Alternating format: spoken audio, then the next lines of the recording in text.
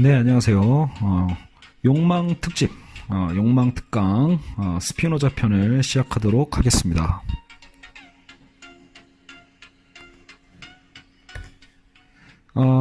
네, 스피노자는 우리가 철학과 굴뚝청소부를 통해서도 한번 배워봤지만, 저도 사실은 뭐 늘 하는 얘기지만 제가 누구를 막 이렇게 전문적으로 가르칠 만한 사람은 아니고요. 그래도 일단 스피노자와 함께 이 학자가 대체 욕망에 대해서 어떤 관점, 어떤 이론을 우리에게 가르쳐주고 있는지, 혹은 또 어떤 실천을 또 우리에게 자극을 주는지를 함께 살펴보도록 하겠습니다. 일단 스피노자에 관한 이제 기본적인 어떤 이제 그 베이스 있죠? 배경 같은 거는 사실 이미 많은 팟캐스트에도 나와 있기 때문에 또 제가 굳이 너무 상세하게 또 에피소드 중심으로 얘기하는 건 의미가 없다라는 거. 그래서 일단 기본적인 거, 가장 기본적인 것만 말씀드리면 일단 유대계 혈통이에요. 유대계 혈통의 부유한 집안.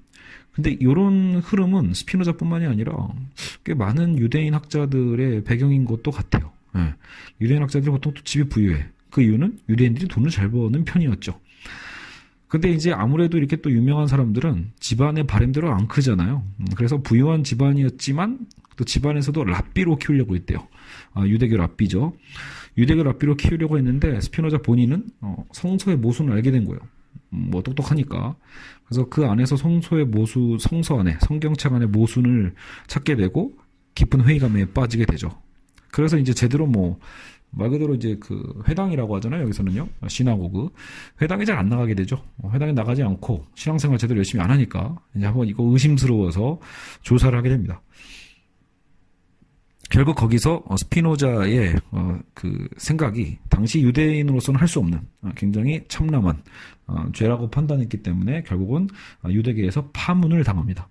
사실 여기서 이제 그 파문에 대한 것만 생각해 두시면 종교적 파문이라는 건 사실 여러분 그냥 요즘 시대에 그냥 나 교회 안 나갈래 혹은 뭐 교회에서 이제 더 이상 우리 교회 나오지 마세요 라는 정도의 개념이 아닙니다.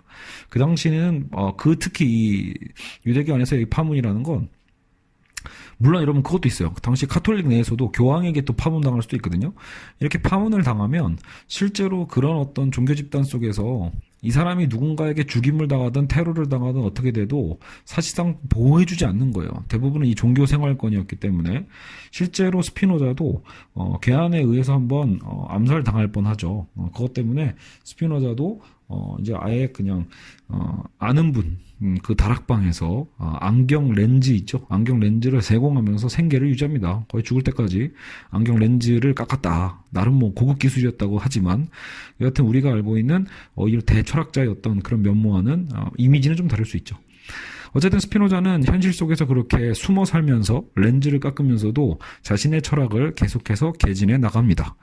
또 나중에 사실은 이 사람도 굉장히 교수를 하고 싶었대요. 근데 교수를 되게 하고 싶었지만 결국은 왜 교수직 할 때도 이 조건을 거는 거야. 또 뭐 종교에 대해서 뭐 왈가왈부하지 않는다거나 뭐 이러쿵 저러쿵. 그러니까 자유를 예속하는 어떤 조건들이 걸려 있는 교수직이었기 때문에 그래서 학문하는 자유를 위해서 또 자기가 그렇게 되고 싶었던 교수도 거부하게 되죠.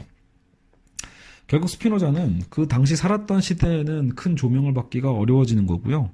물론 나중에 스피노자의 어떤 그런 욕망에 대해서 이제 좀 이따 보면 나중에 수업 때 보면 알겠지만 헤겔도 제 조명을 좀 해주지만 스피노자가 본격적으로 되살아나는 건 이제 현대사회죠. 우리 현대 철학 사상사에서 많은 철학자들이 스피노자를 찬사를 보내고 다시 부활을 시킵니다. 그래서 들레즈와 가타리가 스피노자와 니체를 연결했다고 여기 나오고요. 알티세르 있어요. 알티세르와 네그리는 스피노자와 마르크스를 연결을 했고 또 스피노자가 주장했던 것 중에 가장 핵심이 이제 코나투스라는 게 있어요. 근데 이 코나투스는 뒤에서 보게 되겠지만 쇼펜하우어의 생애 의지 및 니체의 권력 의지의 어떤 선구자적 개념이다. 또 그런 거에서 의미가 있다는 거죠. 욕망을 체계적으로 연구한 최초의 철학자가 아니겠는가. 왜 그러냐면 이제 곧 우리가 또 데카르트를 한번 정리를 할 텐데 욕망에 대해서 아주 구체적으로 연구하고 고민했던 학자들이 많을 수가 없는 게 기본적으로 고대 때부터도 인간의 욕망은 자꾸 억압되는 어떤 대상이었어요. 예, 인간의 욕망이 사실 우리도 어느 정도 인정을 하잖아요. 우리가 충동되는 어떤 그 욕망 그대로 행동했을 때 많은 사건들, 부작용들이 많죠. 결국은 욕망은 주로 자꾸 문제아 취급을 당하지 욕망 그 자체를 긍정하는 경우들이 사실 또 흔히 보기는 어렵습니다. 그래서 그 욕망에 대해서 어떻게 보면 굉장히 또 긍정하는 어떤 철학자들을 보기가 어려운 것도 사실이거든요. 근데 이제 오늘 스피노자는 그 부분들을 새롭게 사유하게 됩니다. 자, 근데 이제 오늘 그래서 이 수업은 스피노자를 배우기 위해서는 일단 데카르트를 또 알아야 돼요.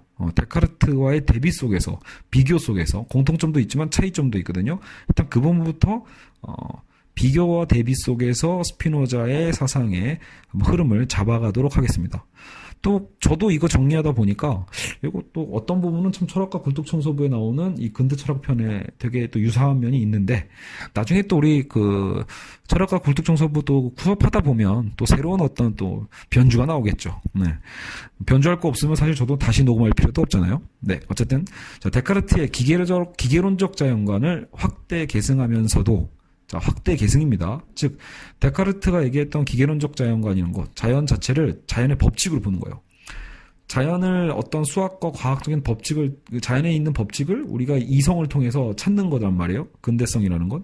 그러니까, 자연 그 자체는 기계적으로 돌아간다고 봤어요. 자연의 법칙에 의해서. 이렇게 법칙에 의해서 돌아간다라고 했을 때, 이 부분만큼은 스피노자도 반대하지 않아요. 확대 계승한다. 그런데 그 부분은 같지만 오히려 데카르트의 중핵적인 명제는 근본적으로 수정한 게 또 스피노자입니다. 자, 그래서 데카르트 이원론에 함축된 인간 중심적 반자연주의를 비판했다. 이게 첫 번째 차이예요. 예. 그러니까 데카르트는 기본적으로 이원론자예요. 왜 이원론이냐면 인간의 이성을 중심으로 이성 중심주의고 인간 중심주의거든요. 그래서 그 인간의 이성을 갖고 있지 않은 것에 대한 자연에 대해서는 어쨌든 나름대로 이분법적이고 사실 이제 배타적이거나 자연을 도구화하는 어떤 관점을 갖고 있죠. 그러나 스피노자는 기계론적 자연과는 찬성한다고 했지만, 근데 중요한 건 나중에 보면 알겠지만 인간도 사실은 자연과 하나됨 속에 있기 때문에 인간 중심적인 데카르트의 반자연주의를 비판하게 됩니다. 그래서 인간도 필연적 법칙성에 따르는 자연의 일부일 뿐이라고 주장하게 되는 거죠. 이게 첫 번째 큰 차이입니다. 두 번째, 사유와 존재를 동일시한 데카르트와 달리 인간을 육체와 정신의 통일체로 보았다. 그래서 아까 인간과 자연의 관계에서 인간과 자연을 합일적으로 봤다라는 것이 첫 번째 차이였다면 두 번째 차이는 데카르트는 사유 중심이었기 때문에 사실상 사유 자체가 존재해요. 사유 자체가 존재면 인간의 육체라는 거는 사실상 뭐 존재의 어떤 의미로서는 큰 의미가 없는 거죠. 데카르트는요. 근데 스피노자는 육체와 정신을 같이 봤습니다. 통일적으로 봤기 때문에 데카르트의 역시 이분법적인 정신과 육체와는 달리 정신과 육체의 통일성을 보여줬다. 이게 두 번째. 세 번째는 이성의 통제하에 욕망을 두려했던 데카르트와 달리, 그래서 데카르트는 욕망을 아까처럼 정념론이라고 해서 우리의 이 정념을 어떻게 하면 컨트롤, 통제할 수 있을 것인가, 이거를 중시했더라면 오히려 욕망이야말로 인간의 본질이다. 이렇게 얘기했던 게 스피노자입니다. 실제로 지금 이 정경각 교수님의 이 책에 이런 스피노자의 표현이 나와요. 좋아하기 때문에 욕망하는 게 아니라 욕망하기 때문에 좋아하는 것이다. 그래서 욕망은 인간의 본질이다 라고 본 거죠. 자, 어쨌든 여러분 데카르트도 모르시는, 처음 다시 뭐 실제로 이 수업으로 처음 듣는 분도 있고, 그리고 이제 철학과 굴뚝청소부에서도 들었지만 반복 삼아 한번 정리해 보도록 하죠. 자, 데카르트의 방법론을 보시면 기본적으로 데카르트, 스피노자, 라이프니츠 이 세 사람의 공통점은 뭡니까? 바로 근세의 합리론자들이죠. 근대 합리론자. 보통 우리가 그렇게 해서 여러분 고등학교 윤리 배우신 분들은 이거 달달 외우잖아요. 데카르트, 스피노자, 라이프니츠는 근세 합리론, 그리고 근세의 경험론, 근대 경험론자들로는 로크, 그리고 누구죠? 버클리, 그리고 흉이 있죠. 로크, 버클리, 흉은 영국의 경험론, 또 대륙의 합리론에서 데카르트, 스피노자, 라이프니츠 이렇게 배웠죠. 그래서 결국은 이 합리론자들의 핵심 주장은 뭐냐면 경험적인 어떤 그 이성보다는 직관적 이성을 통해 진리를 파악할 수 있다고 믿었다라는 거예요. 자, 그러니까 수학적 방법의 도입을 중시했다라는 겁니다. 제가 뭐 다른 수업 때도 강조를 하는데, 그래서 보통은 그 영국의 경험론이라고 해서 굉장히 뭐 이성에서 거리가 먼 것처럼 얘기를 하는데 지금 이 책에서도 경험적 이성이라고 써 있어요. 그러니까 경험적 이성보다 직관적 이성을 중시한 게 이제 근대 합리론자들이고 경험론자들은 말 그대로 이 경험적 이성을 중시한 겁니다. 그러니까 여러분 경험이라고 해서 무조건 인간의 경험은 이성이 아니야. 주관적인 거지. 뭐 이렇게만 생각하시면 안 됩니다. 영국에서도 이건 나름대로 이제 그 귀납적 방법이라고 보거든요. 귀납법. 우리의 일상의 경험을 모아서 이걸 또 실험으로 해서 결국은 진리를 추구하려고 하는 방법, 진리를 도출하는 방법이 귀납법이고 어쨌든 영국의 경험론이라면 이 대륙의 합리론자들이 있죠. 지금 우리가 오늘 배우는 스피노자 또한 결국은 직관적인 이성을 통해서 진리를 파악할 수 있다고 믿었다는 겁니다. 좀 이따 보겠지만 이게 본유관념이라고도 보고요. 데카르트는요. 그러니까 우리가 어떻게 보면 내재하고 있다라는 거예요. 진리를 파악할 수 있는 능력은 우리의 어떤 직관적 이성을 통해서 파악할 수 있는 거다.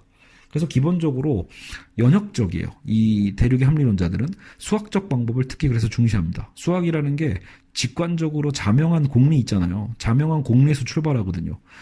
솔직히 저도 안 본 지 오래됐지만 여러분 수학의 정석 이런 거 보시면 실제로 막 그런 공리부터 배우잖아요. 공리부터 딱 보고 공리는 질문하면 선생님한테 한 대 맞죠. 학교에서 선생님 저 공리는 틀린 거 아닌가? 이런 얘기를 하는 학생은 없어요. 공리는 그냥 진리인 것처럼 처음부터 우리가 무조건 옳은 거, 옳다라고 믿고 출발하잖아요. 의심할 수 없는 어떤 진리라고 보는 거죠. 그러니까 직관적으로 자명한 공리에서 출발해서 필연적으로 타당한 연역 추론을 하게 되고요. 그걸 통해 진리를 발견하는 방법론이죠. 직관과 연역의 기하학적 방법을 믿는 게 근대 합리론입니다. 그러다 보니까 스피노자도 우리가 이제 스피노자와 데카르트를 좀 대비하면서 보다 보니까 이게 절대 같은 팀이 아닌 것처럼 보이지만 계속 이렇게 중요한 건 진리를 파악하는 방법에서의 공통점이 있다는 건 중요한 공통점이죠. 실제로 스피노자의 에티카 있어요. 윤리학의 이 명제까지도 결국 그 책 보시면 스피노자의 에티카를 보면 기하학적 방법에 따라 실제로 논증을 합니다. 책 자체가 진짜 이제 간지는 좀 나요. 어떻게 철학을 또 이렇게 뭐 공리부터 해가지고 막 1-1, 1-2 뭐 이런 식으로 해가지고 막 쭉쭉 펼쳐나가거든요. 예. 근데 멋은 있는데 이해하기는 또 정작 어렵다. 저처럼 이제 논리가 떨어진 사람은 스피노자의 에티카도 어렵다라는 거죠. 자, 어쨌든 데카르트는 방법적 회의 있죠. 다 아시는 분 많을 거예요. 방법적 회의. 그러니까 회의론자가 되기 위한 의심이 아니라 일단 진짜 객관적 진리를 찾기 위한 방법적인 의심을 해보겠다. 그래서 방법적 회의죠. 그래서 모든 지식에 대한 철저한 의심을 했던 게 데카르트입니다. 철저한 의심을 위해서 세 가지의 의심을 해요. 하나는 우리가 감각적 지식에 대한 의심이고, 그러니까 일단 우리가 감각을 통해서 지식을 경험하잖아요. 뭐 촉각, 지각 뭐 이런 거요. 근데 이제 두 번째는 감각적 이 경험을 통해서 일반화한 지식이 있고, 또 세 번째는 이 감각과 상관없이 수학의 명제 같은 보편적 지식이 있다는 거예요. 이 세 가지 지식을 다 의심해보자라고 본 거죠. 무조건 의심하자 이러면 범주가 너무 장황하잖아요. 그러니까 데카르트가 나름대로 이렇게 정리를 한 거예요. 그래서 1차적으로는 감각적 지식에 대한 의심을 하는데 이거는 우리 감각의 불확실성을 통해서 충분히 이 감각적 지식의 문제가 드러납니다. 네, 근데 이거는 뭐 오늘 우리가 스피노자가 주인공이니까 이거를 뭐 많이 하는 건 의미가 없고요. 쉽게 얘기해서 여러분 우리 시각 불완전하죠. 후각 개만도 못하죠. 청각 맨날 헛소리 듣고 앉아있고 뭐 미각 뭐 맛도 혀도 뭐 우리는 그렇게 정확치 않죠. 그러니까 제일 중요한 것도 현실 감각도 있는데 이런 감각조차도 우리도 각식 비몽사몽 있잖아요. 헷갈리거든요. 예. 우리 가위 눌리잖아요. 현실인지 가상인지 구분도 잘 안 되고 우리는 항상 우리의 감각을 속임 당하죠. 그러니까 이 감각의 불확실성은 거의 확실하단 말이에요. 그러니까 감각이라는 거, 감각적 지식은 일단 의심이 되고 그러면 이 감각적 경험에서 일반화된 지식도 여러 가지가 있는데 그것 또한 의미가 없는 게 감각 자체가 불안하니 감각적 경험을 통한 일반화된 지식 또한 얼마나 불안정하겠어요. 토대가 불안정한데. 그죠? 그러니까 역시 이것도 철저하게 의심의 대상이 됩니다.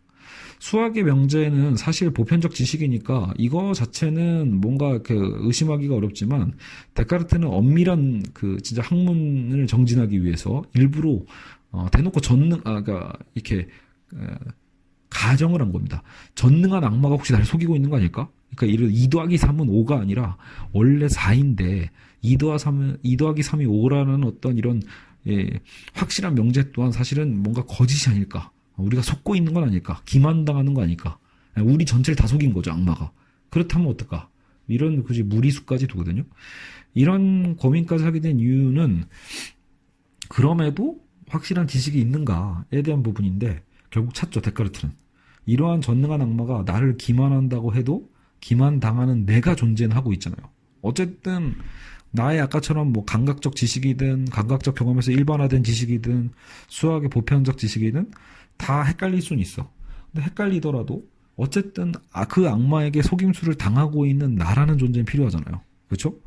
그러니까 존재한다는 그 사실, 그 자체는 부인 불가능하다. 다시 얘기하면 무언가를 내가 의심하고 있는 동안 의심하면 할수록 더 이상 의심할 여지 없이 확실한 건 결국 의심의 대상이 아니라 의심하는 자아의 존재라는 거죠. 그거는 확실히 존재한다. 그렇죠? 우리가 여러분도 지금 제 수업 들으면서 방금 제 얘기 듣고 데카르트의 명제를 들으면서 저게 뭔 소리야? 라고 궁금하시잖아요. 헷갈리는 분 있죠.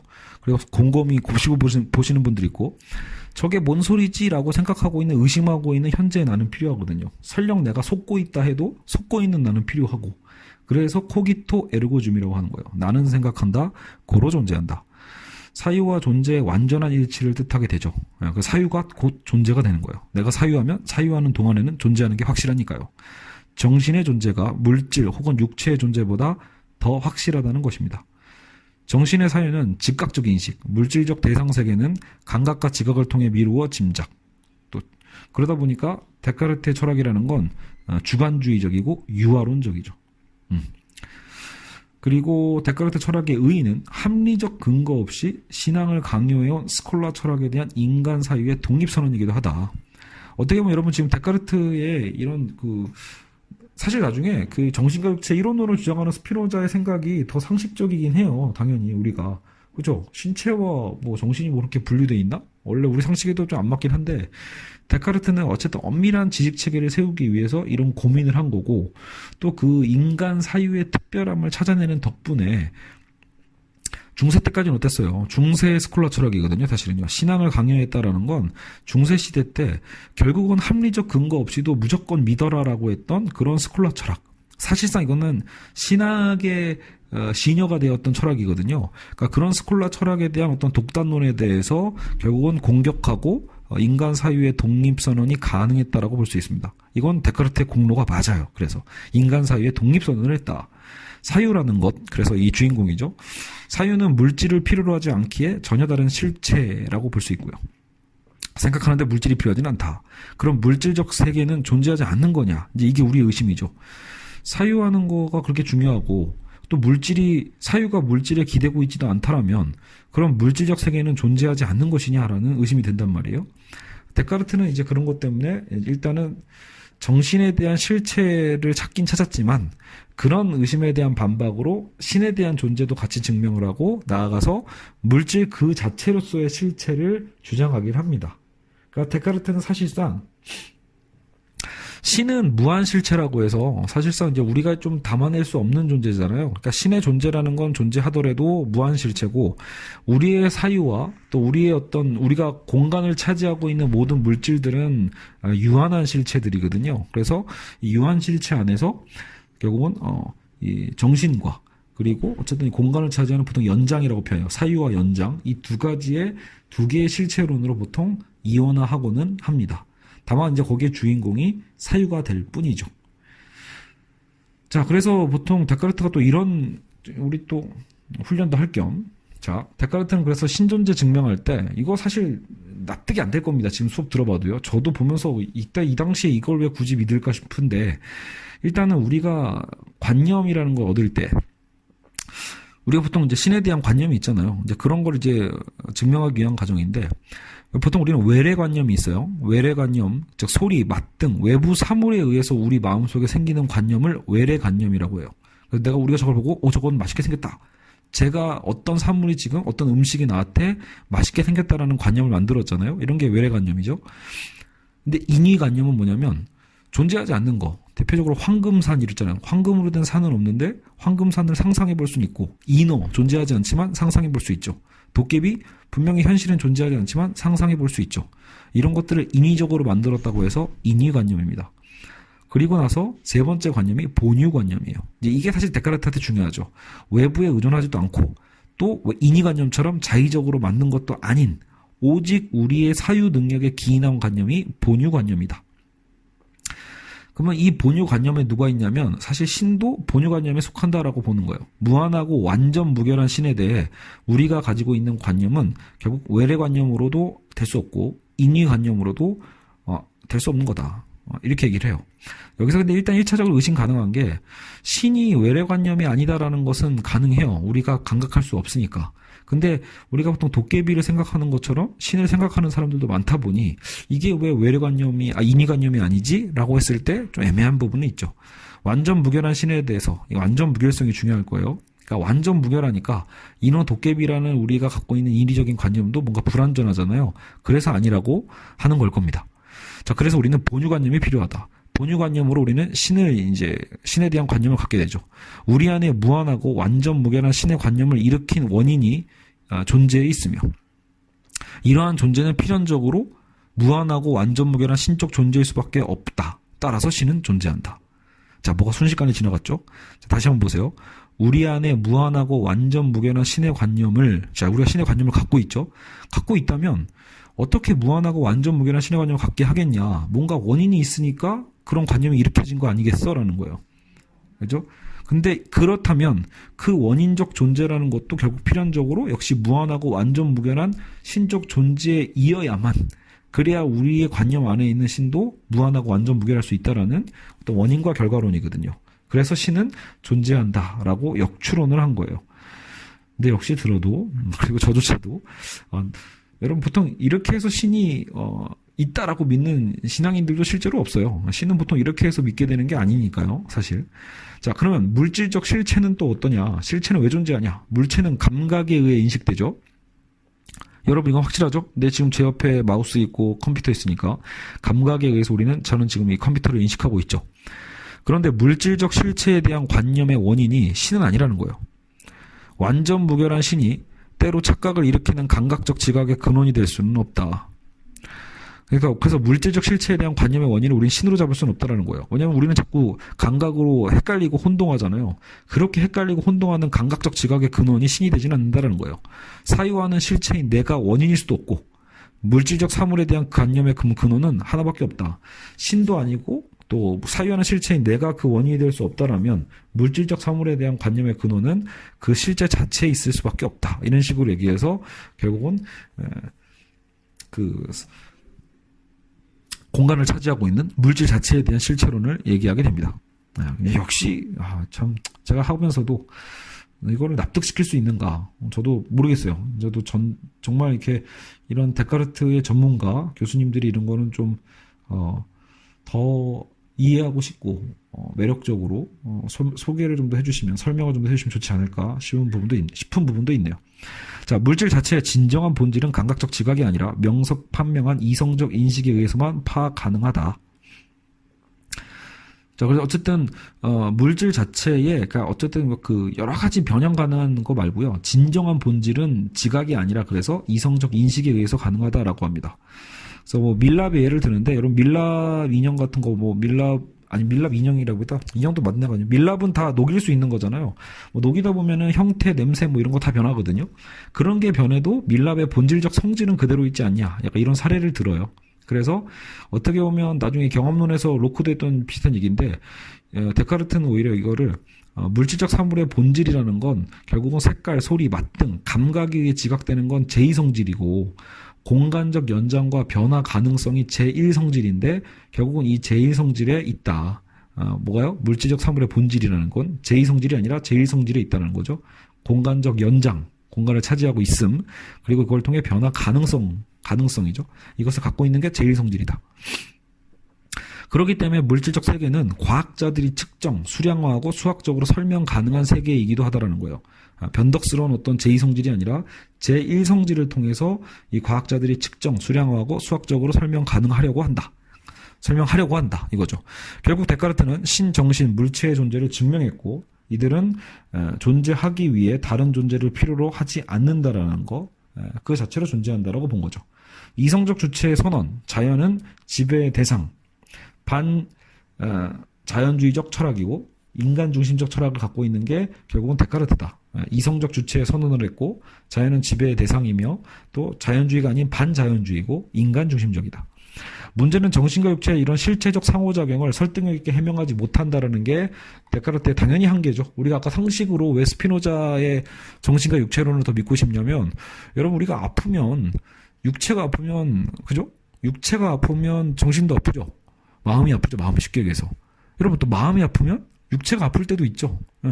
그러니까 이런 연결성에 대해서 데카르트의 이런 두 개의 실체론으로 얘기를 하면 대체 그러면 어떤 근거로 이 정신과 육체가 연결되는가에 대해서는 설명력이 굉장히 떨어질 수밖에 없다라는 거예요. 그래서 스피노자는 여기서 이제 이론론을 가져오게 되는 거죠. 그래서 우리가 스피노자를 이해할 때 제일 중요한 게 이런 실체와 양태에 대한 얘기인데, 자, 실체의 정의가 제일 중요해요. 다른 어떤 것에 의존하지 않고 스스로 존재하는 자기 원인이면서, 그죠? 그러니까 자발적으로 이게 자율이죠. 다른 어떤 것에 의존하지 않고 스스로 존재하는 거, 자기 원인이어야 돼. 다른 모든 것의 그러면서도 동시에 다른 모든 것의 원인이 되는 본질. 근데 이런 것이 실체다라는 거예요. 실체라는 건 자기 스스로 존재하면서도 다른 모든 것의 원인이 돼줄 수 있는 것. 이게 실체인데 그런 건 또 결국 하나밖에 없다라는 거죠.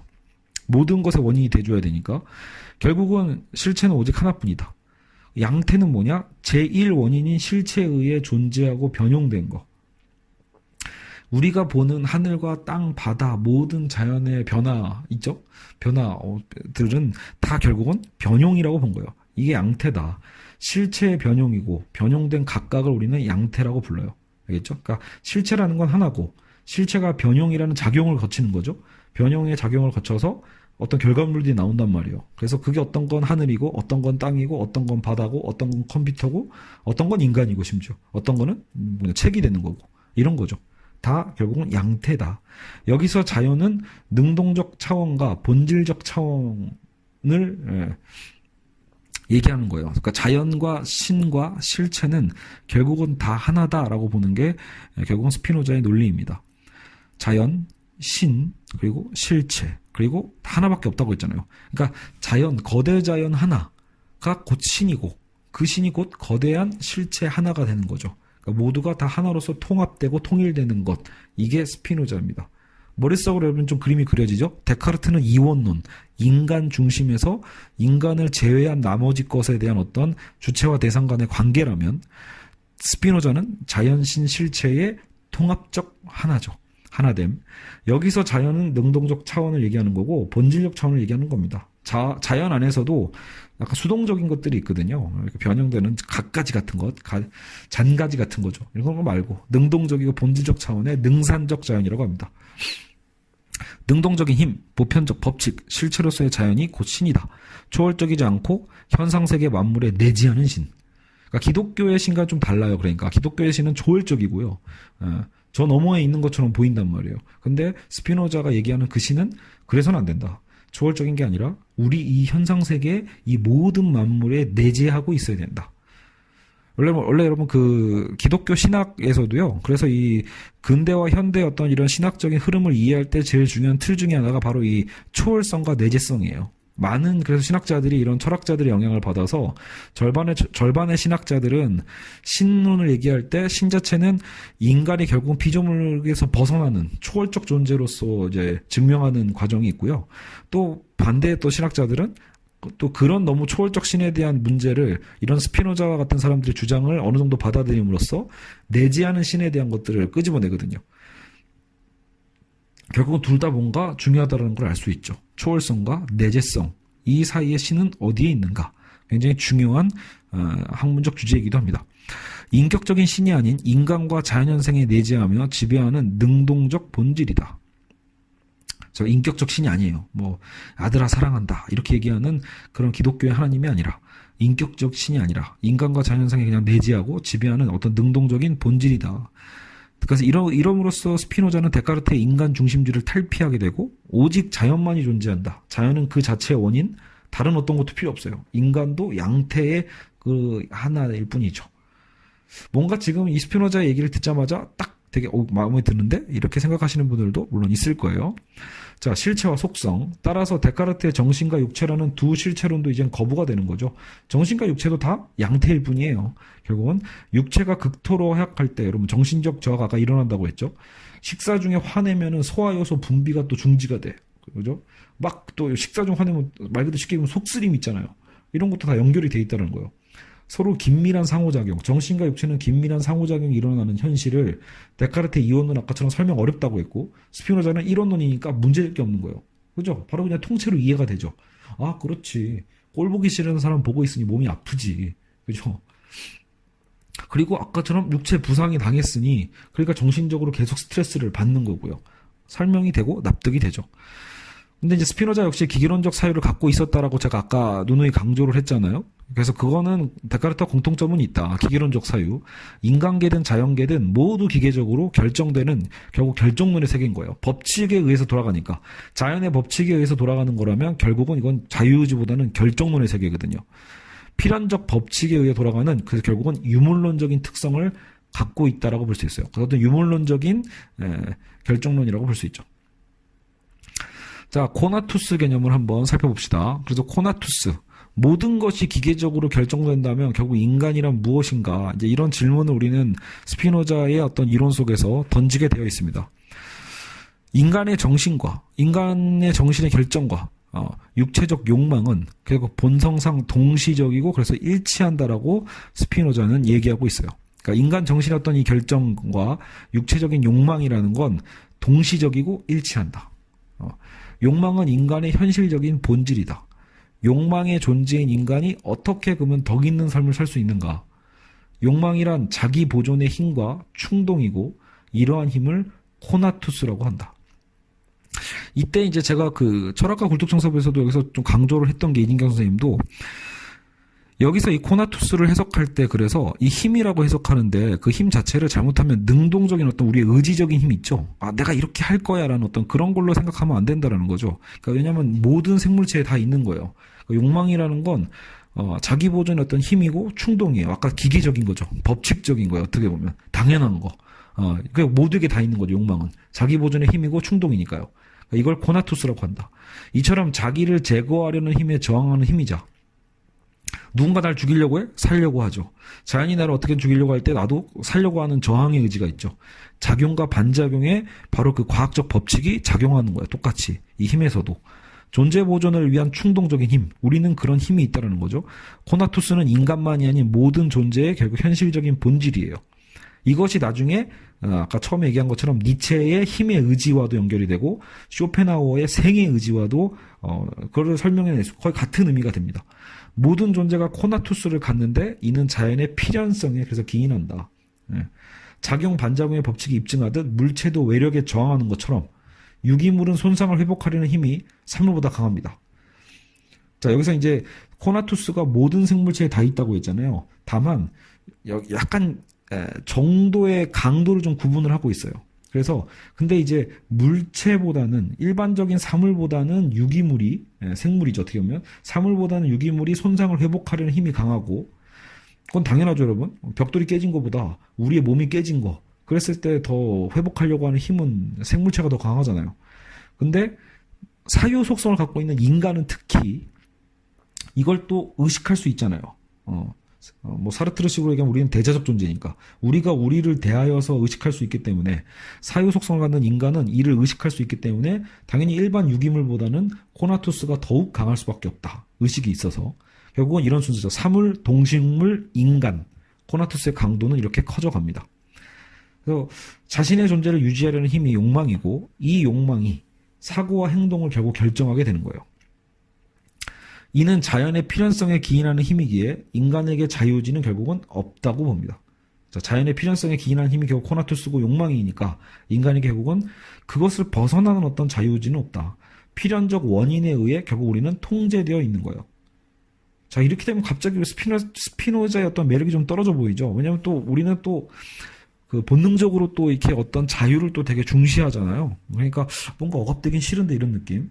근데 여기서 이제 오해하면 안 되는 것도 있어요. 결국은 스피노자도 우리는 자유라고 착각할 뿐이라는 거예요. 그러니까 우리는 분명히 내가 선택했다고 생각하지만, 그죠? 근데 우리가 모든 의욕과 욕망을 갖게 한 원인을 사실 알 수가 없어요. 인간의 한계가 있죠. 한계가 있기 때문에 내가 갖고 있는 그 의욕, 욕망을 갖게 한 정작 궁극적 원인을 알 수 없어서 그런 능력도 없고, 그러니까 우리는 뭔가 자유롭다고 착각하는 거다라고 보는 거예요.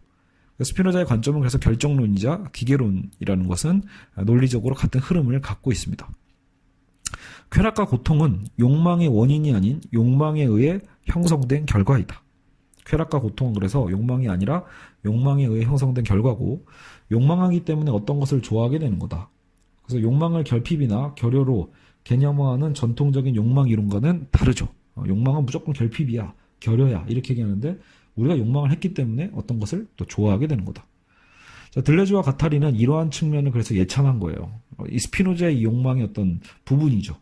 스피노자의 욕망은 무의식적이고 신체적인 속성을 강조하는 측면이 있다.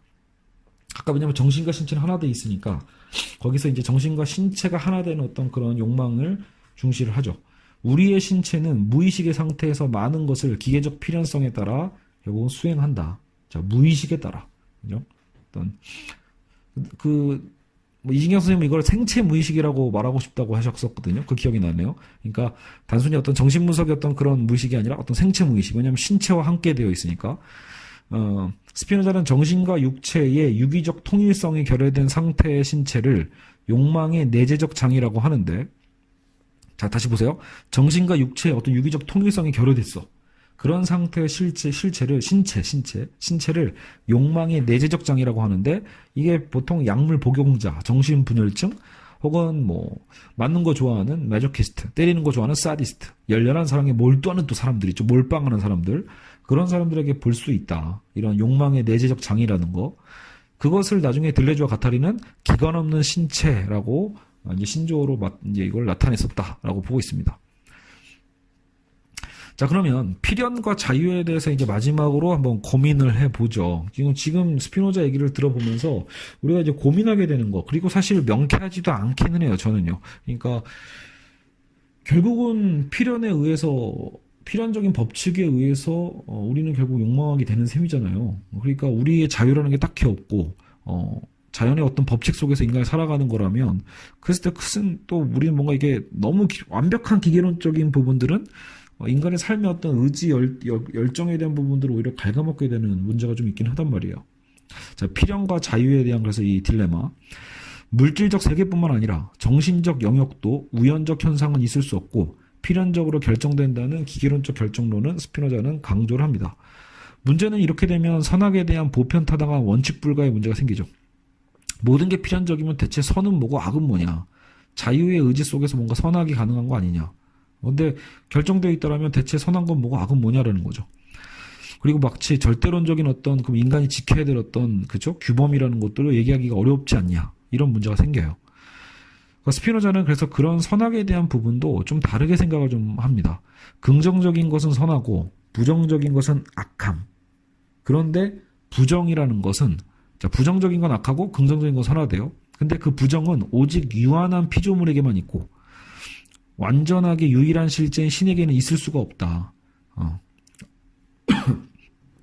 자, 완전하고 유일한 실제는 신밖에 없잖아요. 그러니까 그런 신에게는 이런 부정성은 없다라는 거예요. 따라서 악은 신, 자연, 인간의 관점에서 존재할 수가 없는 셈이다라는 거죠.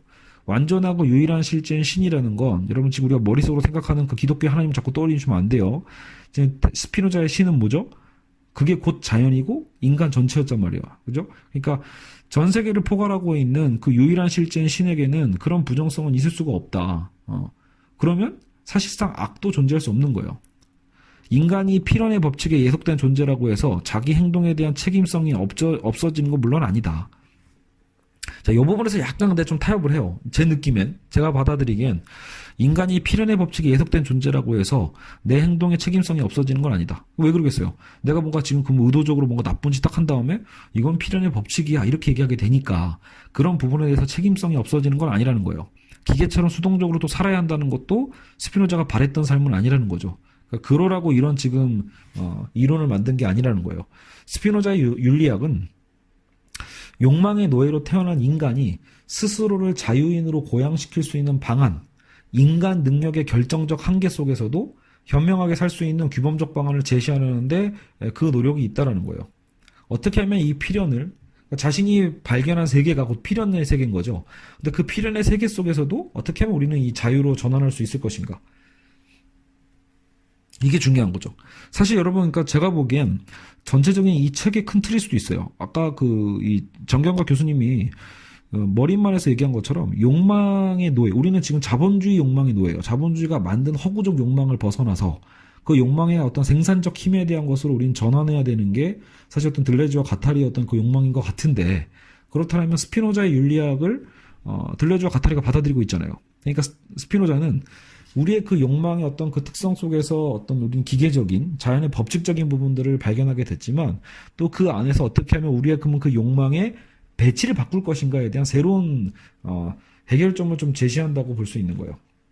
그러니까 욕망 자체를 부정하고 억압하는 게 기존의 어떤 데카르트식의 윤리학이었죠. 억압하는 것, 욕망은 억압해야 돼, 찍어 눌러야 돼, 이런 거였더라면 스피노자는 욕망 그 자체를 그렇다고 우리가 그럼 어떻게 욕망하자, 이게 아니라는 거예요. 그건 못 바꾸죠. 욕망 그 자체에 대한 것은 필연적이니까. 그러니까 욕망의 배치 자체를 바꾸자. 어떤 관계에 속해 있는가. 아까처럼 코나투스라는 게 아까 그 신체와도 연관된 힘이잖아요. 그러면 내가 또 어떤 신체, 어떤 사물과 연결되어 있는가가 되게 중요한 거거든요. 거기에 따라 욕망이 바뀌어요. 자, 쉽게 얘기해서 여기 이 책에서는 없지만 이거는 철학과 굴뚝청소에서 되게 설명을 잘해줬었거든요. 그러니까 우리가 양복을 입으면, 양복을 입고 직장에 나가면 그런 관계물 속에 모두의 어떤 코나투스가 다 존재하잖아요. 그런 힘의 관계 속에서 나의 욕망은 자리를 잡죠. 그러니까 거기에 맞는 양복을 입은 회사원으로서의 나의 욕망이 있고, 근데 그게 아니라 수영복 입고 있는 나, 그죠? 혹은 아니면 또 뭘까요?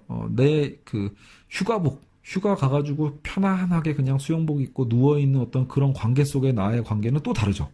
그러니까 욕망이 어쨌든 이 배치를 좀 바꿔보자라는 거예요. 가족이 있을 때의 나와 가족이 없을 때의 나, 아빠로서의 나와 남편으로서의 나, 지금 어때요? 관계성이 바뀌죠. 욕망의 배치가 바뀌는 거예요.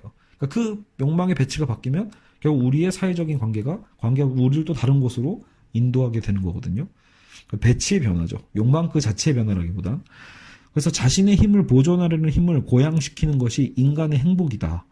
필연성을 인식하면서도 자신의 존재를 보존하는 힘을 높이는데 행복의 비결이 있다. 그렇죠. 그러니까 우리는 결국은 이 자연이 곧 하나고, 자연과 모든 자연 속의 인간도 하나고, 신도 곧 하나지고, 그 안에서 우리는 필연적 법칙에 의해서 움직이는 것도 맞지만, 그 안에서조차 우리는 이 코나투스, 보존하는 힘을 고양시키고 그 최극점에서 어떤 인간의 행복을 추구하는 삶이 오히려 그것이 윤리적인 삶이다라고 보는 거죠. 죽음의 필연성 앞에서 어떻게 살 것인가, 그죠? 필연성을 이성적으로 인식하되, 우리 잊지 말아야 되죠. 스피노자가 욕망 하다 보니까 나름대로 그 이성을 무시한 사람은 아니라는 거예요. 이성만을 강조하지 않았다는 거죠. 다만 우린 이성적으로, 아까 본유관념이 있었잖아요. 이성적으로 판단하고 직관적으로 진리를 찾을 수 있는 게 바로 이 근대 합리론자들이니까, 결국 이런 필연성을 우리는 이성적으로 인식할 수 있다는 거죠. 자연의 법칙을 이성적으로 인식하되 죽음을 두려워하기보다, 죽음은 필연성이죠. 근데 그런 죽음을 두려워하면서 사는 것이 그렇다고 우리의 선택은 아니라는 거예요. 그래서는 안 된다는 거죠. 삶에 오히려 충실하게 살아라. 삶의 충실함으로, 그게 뭐예요? 자신의 힘을 보존하고 고양시키려고 하는 에너지가 있잖아요. 그러니까 그 필연성 안에서도 삶의 충실함으로 자신의 코나투스를 높여가는 것, 인간에게 한 가지 그래서 자유의 길이 보인다라고 여기서는 얘기합니다. 외부적 힘에 사로잡히는 수동성은 인간의 질곡이되 이성의 능동성이라는 것. 인간의 자유, 인간 본질인 욕망은 그것이 자신의 삶에서 가장 고귀한 지성, 이성을 완성시키는 데 투여될 때 의미가 있다는 거예요. 인간의 본질인 욕망은 자신의 삶에서 가장 고귀한 이성을 완성시키는 데 투여될 때 의미가 있다. 우주적 자연의 필연적 속성과 신의 본성의 필연성, 이런 것들이 이제 가장 고귀한 지성이라고 본 거겠죠. 자연의 필연적 속성, 신의 본성의 어떤 필연성, 이런 것들을 깨닫는 것, 그런 걸 인식하는 것, 그것이 인식하는 것에 우리의 욕망이 또 투여되는 것에 의미가 있다는 거죠. 근데 이렇게 되면 이런 생각도 들어요. 그러면 사실상 뭔가 이런 결국 철학하는 거잖아요. 스피노자도요. 이런 철학 속에서, 철학적 삶 속에서 사실 어떤 큰 행복이 있는 게 아닌가. 그렇게 얘기하는 게 아닐까 싶기도 하네요. 능동적인 힘이 곧 선이고, 결국은 이 능동적 힘을 부정하고 수동적인 힘, 아까처럼 필연적으로 죽음이 다가오는 것을 우리가 알았을 때 그런 부분들. 네, 잠깐 좀 주변이 잠깐 시끄러워서 흐름이 잠깐 끊겠습니다. 네. 한참 막 그죠? 피크를 올리고 있는데 말이죠. 어쨌든 마무리 쪽입니다. 능동적인 힘이 선이고 수동적 힘이 결국은 악이 됩니다. 결국 자연과 인간은 이러한 능동적인 힘과 수동적 힘의 어떤 세력 관계라고 보고도 있습니다. 능동적 힘이 수동적 힘을 통제하는 것이 곧 자유가 아니겠는가. 능동적 힘이 수동적 힘을 통제하는 것이 곧 자유다. 행복한 생활, 덕 있는 삶을 가능케 하는 첫째 기준은 자신의 존재를 보존하는 그 힘, 코나토스를 고양시키는 것이고, 이성의 주도하에 일시적인 게 아니라 장기적 근본적으로 능동적 힘을 강화해가는 삶을 자유인의 삶이라고 보고 있다. 이게 이제 스피노자의 결론입니다. 자, 근데 그렇게 보면, 또 이 시간에 카톡이 울리네요. 자, 그렇게 보면, 결국은, 아까 제가 잠깐, 나름대로 스피노자를 좀 살짝 의심했듯이, 뭔가 결국 우리는 철학적인 어떤 삶, 고민을 하고요. 자연의 어떤 본질을 고민하고, 인간의 본질을 고민하는 이 과정 자체도, 결국은, 우리의 어떤 욕망, 그리고 우리의 보존의 힘을 투여하는 가장 바람직한 방향이라고 봤으니까, 이런 삶에 대한 성찰이 얼마나 중요한지를 또 이야기하고 있는 것이 아닐까 슬며시 혼자 예측을 해봅니다. 그리고 한편으로는 자기 존재를 보존하는 힘을 고양시키는 게 행복한 삶이라고 했잖아요. 그러니까 이걸 또 우리 현실로 적용해 보면, 그래서 우리는 오늘날 지금 현대 사회에서 욕망을 나름대로 좀 추구하고 또 선호하는 이유가 사실 단순히 자본주의가 얘기하는 나의 어떤 쾌락만을 위한 어떤 그 욕망이 아니라, 쾌락만을 위한 어쨌든 욕망적 소비가 아니라 진짜로 나를 정말 보존할 수 있는 그 코나투스, 그 보존하고 고양시키려고 하는 그 힘, 그것을 오히려 긍정하고 사랑하는 것이 중요한 게 아닌가, 이렇게 또 생각을 해봅니다. 네. 그래서 우리는 지금 스피노자로 이렇게 시작을 했는데, 나중에 마무리는 들레주와 가타리가 되겠죠.